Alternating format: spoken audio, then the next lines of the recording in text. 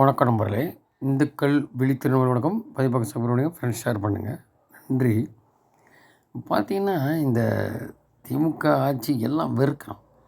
இது எப்படி தெரிஞ்சுன்னா, அண்ணாமலை கோயம்புத்தூரில் பூத் கமிட்டி இல்லை, மெம்பர் இல்லை, அது இதுன்னு. ஆனால் பார்த்தீங்கன்னா அவ்வளோ என்ன பயப்படுறேன்டா இந்த 2 திராவிடத்தையும் எதிர்க்கிறாரு. இனி ஏடிஎம்கே ஃபைல் வந்தாக்க 26க்கு காலம் வேறு மாதிரி ஆகும். அது பின்னாடி சொல்கிறேன்.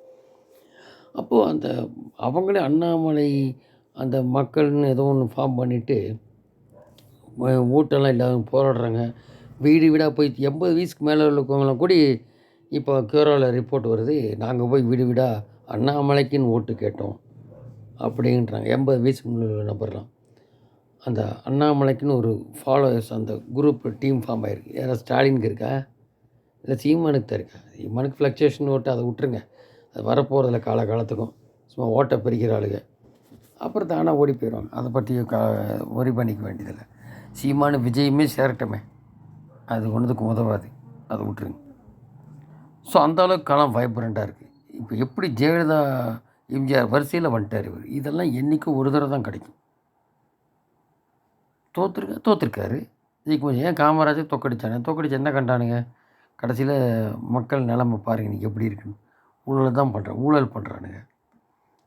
அன்றைக்கி ஒரு பைப்பு கூடி போட்டதுக்கு அவங்க அம்மாவை கண்டித்தார் காமராஜர். இந்த கேடுகட்ட திராவிடங்களை ஆச்சு இங்கே பார்க்குறோம். இப்போ இதெல்லாம் மாறணும். சில பேர் கேட்கலாம், மந்திரியானாலும் இங்கே தான் இருப்பேன். இதுக்கு உதாரணம் ஏற்கனவே குறிப்பிட்டிருக்கோம், தெலுங்கானா பண்டிட் சஞ்சய். அதனால் அதை பற்றி ஊரே இல்லை. எப்படி இருந்தாலும் ஓகே. ஆனால் என்ன சொல்கிற வருதுன்னா, இதில் வாலண்டியராக இறங்குறான் மக்கள். அதனால தான் 20 சீட்டு மேலே வருங்கிறாங்க. அப்படி இருந்துருச்சு அப்படின்னா 5 சீட்டோ 20 சீட்டோ, அதுக்கப்புறம் எடப்பாடி காணாமல் போயிடும். அப்படி சசிகலா ரெடியாக இருக்க அப்படி அந்த குரூப் பன்னீர் தினகரன். அப்போ களத்தில் உங்களுக்கு 3 பேர் தான் வரும் இல்லையா? அந்த மாதிரி வரும்போது இங்கே இப்போ இதில் தெரிஞ்சிடும். எப்போ இந்த ஜூன் 4க்கு அப்புறமே தெரிஞ்சிடும். அதனால தான் இன்னும் பாருங்கள், தேர்தல் முடிஞ்சுமே ஸ்டாலின்னு பிஜேபியை சாடிகிட்டே இருக்கா. அப்படி இவர் எங்கெங்கே இந்தியா லெவலில் போய் பிரச்சாரம் பண்ணுறாரு. அவர் நேஷ்னல் லீடரு. ஆக்சுவலாக இங்கே இருக்கிறனாலும் ஆக்சுவலாக இன்னும் 30 வருஷத்துக்கு அவர் மேலேயே அவர் கலந்தான். இங்கே 40 வருஷம் சொல்லியிருக்காரு. 40 வருஷம் அண்ணாமலை. அதுதான். அதில் இவங்கெல்லாம் வயசாகி போச்சு. 70 வயசுக்கு மேலே. பழனிசாமியோ ஸ்டாலினோ எல்லாம் முடிஞ்சு போயிடும். மற்ற இளம் தலைவர்கள் எல்லாம் கஞ்சா போடுறோம், ஆட்டோமேட்டிக்காக போயிடுவான். உலகத்துலேயே இருப்பானானே தெரில. பேர் குறிப்பிட வேண்டாம். கட்சியே மூலம் இருக்குமான்னு தெரில கட்சியெல்லாம். என்ன இன்றைக்கி பாருங்கள், விஷால் படம் ரிலீஸ் ஆகிறதுக்கு நண்பர்ன்ற உதயநிதி ஆனால் எதிர்த்து தான் பேசுகிற. அப்படி அவர் 14 வருஷமாக என்ன அயோக்கியத்தனம் சினிமாவில் பண்ண எடுத்து விடுவான்லாம் சொல்கிற. அப்படி ஸோ அவங்க தான் எல்லாத்துலேயும் சம்பாதிக்கணும்னு நினச்சிட்டு ஒரு படம் வர்றதுக்கு கூடி தடை. எதை எடுத்தாலும் கொள்ளையடிச்சிட்டு போகணுன்ட்டு மக்களுக்கு ஒன்றும் செய்யாமல் இதுக்கெல்லாம் முடிவு கட்ட போகிறார். அது இவர் ஒண்டி தான்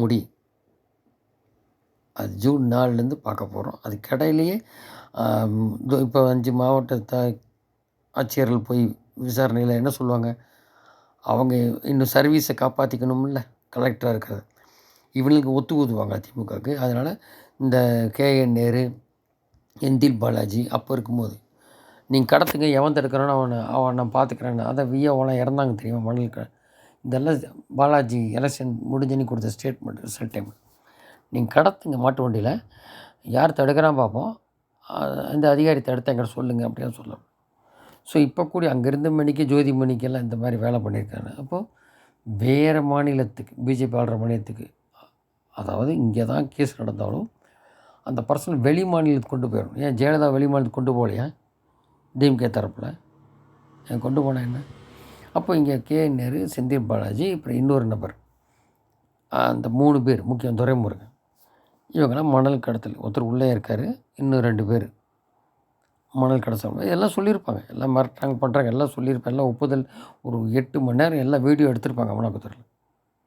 அது வெளியில் வரும். துரைமுருகன் உள்ளே போயிட்டுருக்கும். பையன் எப்படியும் தோற்றுரும். அப்படியே சீசன் போத்துட்டார். இப்போவே 10 தொகுதி இருக்குது உறுதியாக. மேற்கொண்டு 6-7 தொகுதி வரும்.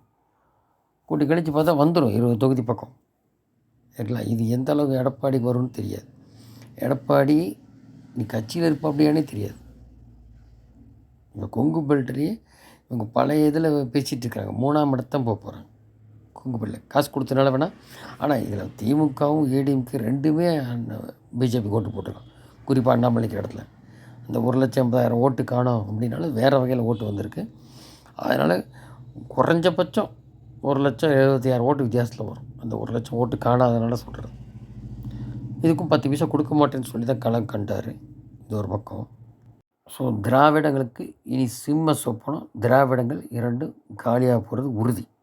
இதைத்தான் எல்லா செப்பலையும் சொல்லிகிட்டு இருக்காங்க. ஒன்று கண்டுக்கு முன்னாடி தெரியுது, ஒன்று இனி கூடிய சீக்கிரம் தெரிய போகுது. எல்லாம் உள்ள பேச்சு யாரை வச்சு கத்தி நடத்துவானுங்க திமுக. ஒரு குடும்பமே உள்ளே போயிடும். வெங்காயத்தை உரிக்கிற மாதிரி உரிச்சு தள்ளிடுவேன்ட்டார். அதனால் ஒரு வேளை அப்படி இருக்கணுன்னா அது ஒரு பிடிஆர் மாதிரி நபர்கிட்ட போகணும் திமுக. அது உடனே 26 போகாது. அது சுக்குநூறாக உடஞ்சி அப்படியே இருக்கும். ஏடிஎம்கே மாதிரி ஏதோ ஒன்று அந்த மாதிரி ஆகும். கோபாலர் குடும்பத்துலேருந்து வெளில வந்தால் தான் உருப்படும். இந்த பெருச்சாளி சீனியர்ஸ் பூரா உள்ளே போகணும். அப்போ தான். ஏன்னா எப்போவுமே ஒரு 100 வருஷம் பக்கம் ஆகுதுன்னா அது முடிஞ்சு போயிடும். அது கம்பெனி சொல்கிறார் இல்லையா அண்ணாமலை. 3ஆம் தலை 4ஆம் தலையில் இருக்காது. அதே கதை தான் கட்சிகளுக்கும். இப்போ பாருங்கள், காங்கிரஸ் அழிஞ்சு போச்சு. ஏன்னா சித்தாந்தம் அவ்வளோதான். அதே தான் இது எக்ஸிஸ்டிங் முடிஞ்சு போச்சு. இன்னி தேசிய அரசியல் தான் இங்கே. அது வளர்ச்சிக்கான அரசியல். அப்படி ஒன்றும் இல்லை. இவனுங்க இப்போ இதை எடுத்ததுக்கு இன்னும் விட கண்டுபிடிக்கணுங்கிறான் கலெக்டர். அந்த நீக்கினது அது வாக்காளரில் நீக்கினதுக்கு. இப்போ அதே இது பாருங்கள், ஏப்ரல் 19 நாடாளுமன்ற தேர்தல் அன்றைக்கி திமுக நிர்வாகி யாரோ ராஜீவ்காந்திங்கிறவர் விஏஓ ஒரு லேடியை பொதுவாக இவங்ககிட்ட ஏதாவது சில்மிஷம் பண்ணுறது போலீஸ்கிட்ட, பெண் போலீஸ்கிட்ட, அந்த மாதிரி விஏஓட்ட கன்னத்தில் அரைஞ்சி வயிற்றில் எட்டி உதச்சி கொடூரமாக தாக்கல் நடத்தி மிருகத்தனமாக வன்மையாக கண்டிக்கத்தக்கது. என்ன இந்த மாதிரி பண்ணியிருக்காங்க. ஆட்சிக்கு வரும் முன்னே தெருவாக சென்று மன்னிப்பு கேட்டுக்கொண்டது ஸ்டாலின். இப்போ ஒன்றா வேங்க வயலில் மலத்தை கலக்கிறது, இல்லை பெண் நிர்வாகிட்ட பிரச்சனை பண்ணுறது, அது போலீஸாக இருந்தாலும் தான் இந்த மாதிரி அராஜகம் பண்ணுறாங்க. இதெல்லாம் யார் தைரியம் கொடுக்குறது? அங்கங்கே குறுநியில் பண்ணார் இந்த கோபாலபுர குடும்பம். இதெல்லாம் நீக்கிட்டாலே சரியாக போகும். அப்படி இருந்தால் கட்சி இருக்கணும், கட்சி இல்லாமல் போகணும் மோடி சொல்கிற மாதிரி. ஏன்னா ஜனநாயக நாட்டில் இவங்களுக்கு என்ன தென்னாவட்டு? யார் ஊக்கம் கொடுக்குறது? நீ ஓட்டை வாங்கினியா அதுக்கான வேலையை செய்யணும். நீ வாட்டு கொள்ளையடிக்கிறது குடும்பத்தை பார்த்துட்டு சில்லறைகள்லாம் அராஜகம் பண்ணியிருந்தாயே என்ன கட்சி நடத்துகிறானுங்க? அப்புறம் என்ன முதல்வர்? முதல்வர் மக்களுக்காக இருக்கணும். கட்சிக்கும் குடும்பத்துக்கு இருந்தால் அது என்ன முதல்வர்? எல்லாம் நிறையா. இப்போ என்ன பண்ண போகிறாங்கன்னு கேட்டிங்கனாக்கா, வேறு ஒரு திட்டம் போட்டிருக்காங்க டெல்லியில். என்னென்னா, இப்போ எடப்பாடி வீழ்ந்துருவார் இல்லையா, அங்கேருந்து இந்த குரூப் ஏற்கனவே குறிப்பிட்ட மாதிரி தினகரன் தரப்பு பாஜக தரப்புக்கு ஒரு குரூப் வரும். அதை ஸ்ட்ரென்தன் பண்ணுவாங்க. அதிமுக கலந்தும் கூடி வரலாம்.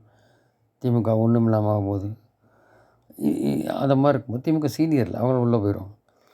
அப்படி இருக்கும்போது இங்கே மெயினாக ஆகஸ்ட்லேருந்து பாத யாத்திரை போக போகிறார் கச்சத்தீவு சம்பவமாக தென் மாவட்டங்களில். அப்போ என்னென்ன பண்ணானுங்க, என்னென்ன இப்போ எப்படி மோடி ஒரு கஷ்டமான வாக்குறுதிலாம் நிறைவேற்றினாங்க இல்லையா, எக்ஸாம்பிள் காஷ்மீர், ராமர், அந்த மாதிரி இங்கே நிறைவேற்ற முடியாத வாக்குறுதிகள் இருக்கும் இல்லையா. இவரே சொல்லியிருக்காரு, டாஸ்மாக் எடுத்துருவேன், அந்த தீக்கா இந்து கோயில் முன்னாடி வச்சுருக்க அந்த போர்டை தூக்குறது, இந்து அறநிலைத்துறையை எடுத்துடணும். இப்போ கூட பழைய ரிட்டையர்ட் டிஜிபி சொல்லிகிட்ருக்காரு, 400 கோடி அடிக்கிறான், அது அடிக்கிறான், அந்த கம்ப்ளைண்ட்ஸ் நிறையா வருது. அந்த சிலை கடத்தல் திருப்பி முன்னாள் ரிட்டையர்டு ஐஜி பொன்மாணிக்கவேல். அதனால் இதெல்லாம் மாறணுன்னா அந்த அந்த இது கொண்டுருவாங்க தேர்தல் அறிக்கையில் இதெல்லாம் செய்கிறோம் அப்படின்ட்டு. அப்போ ஸ்ட்ரென்தன் பண்ணணும் கட்சியாக, பூத் கமிட்டி வைக்கணும், பாத யாத்திரை போகிற நிறைய அந்த மாதிரி கொண்டு வரும்போது இந்த வலுவிழுந்து போன திமுக, காணாமல் போன அதிமுக 26 இந்த கூட்டணி அப்படியே இன்னும் கட்சியை சேர்த்துட்டு களங்காணும் போது அண்ணாமலை ஏற்றுக்கிட்டு தான் ஆகணும் எந்த கட்சியும். ஏன்னா அவர் ஜெயிச்சு கொடுக்குறாரு. பர்சன்டேஜ் ஏறி இருக்கும் 24% மேலே. அண்ணாமலை முதல்வருக்கு அந்த கேண்டிடேட்ஸ் ஆகலாம், அறிவிக்கப்படலாம். அப்போ ஸ்டாலின் அந்நேரத்தில் இருக்கார், இல்லை வேறு யாருமே இவர் எதிர்த்து இல்லை. ஏன்னா எடப்பாடி அவுட்டு, அது களத்தில் இருக்க மாட்டேன். அப்படி அன்றைக்கி ஸ்டாலின் வயசாக இருக்கார், உட முடியாமல் அது எப்படியோ இருந்தாலும் அது இப்போ இருக்குது. இப்போவே இப்படி பார்க்குறாங்க. அப்போ எப்படி பார்ப்பாங்கன்னு பாருங்கள். அன்றைக்கி வந்து எப்படி மோடியோ அந்த நிலைமைக்கு கொண்டு போய் விட்டுருவாங்க சட்டசபையில். பார்ப்போம். நன்றி ஜெயந்த்.